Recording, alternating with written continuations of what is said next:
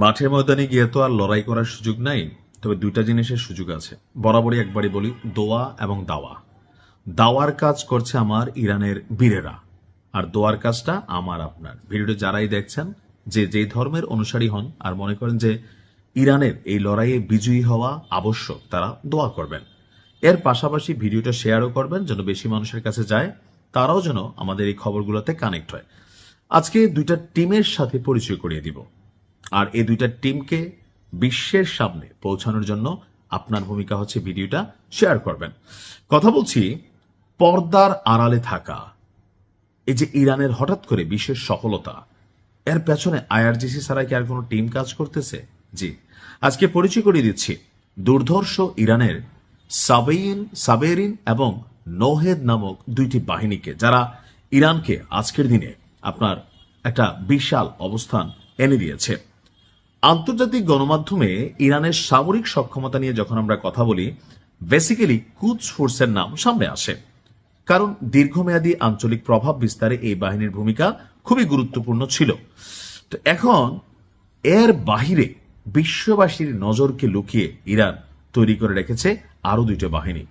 প্রতিরক্ষা বিশ্লেষকদের মতে কোনো দ্বীপ, বন্দর বা গুরুত্বপূর্ণ স্থাপনায় হঠাৎ যদি কোনো অভিযান পরিচালনা করতে হয় বা সীমিত আকারের যুদ্ধের প্রয়োজন পড়ে, তাহলে কুদস ফোর্সকে ব্যবহার করা হয় না, করা হয় ইরানের একটি বিকেন্দ্রীকৃত বিশেষ বাহিনী। বিকেন্দ্রীকৃত অর্থাৎ কেন্দ্র থেকে বিচ্ছিন্ন।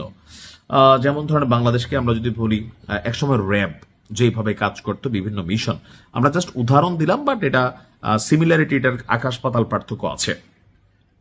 এখন এই সামরিক কাঠামোটি কোনো একক এলিট ফরমেশনের উপর নির্ভর করে না, এটা একাধিক প্রতিষ্ঠানের সমন্বয়ে গড়ে তোলা হয়েছে। যেমন বাংলাদেশের যৌথ বাহিনীর যখন অভিযান চলে, পুলিশ, র্যাব, বিজিবি, সেনাবাহিনী সকলে মিলে যখন বড় কোনো দুর্ধর্ষ অপারেশন করতে হয়, তখন আমরা দেখছি যে যৌথ বাহিনী তৈরি করা হয়।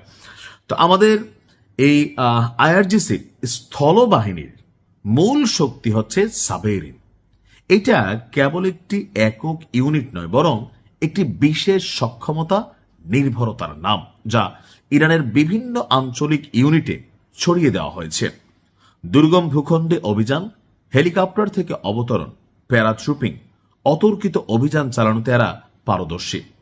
পশ্চিমা বিশেষ বাহিনীর মতন এরা অপারেশন শেষে ফিরে যায় না, বরং স্থানীয় পরিবেশের সঙ্গে খাপ খাইয়ে সেখানে অবস্থান করে, পরিবেশ অবজারভেশন করে, পরবর্তীতে যখন দরকার হয় আবার অ্যাকশনে যায়, আর নয়তো সবকিছু সেটেল করে তারা সেই এলাকা ছাড়ে।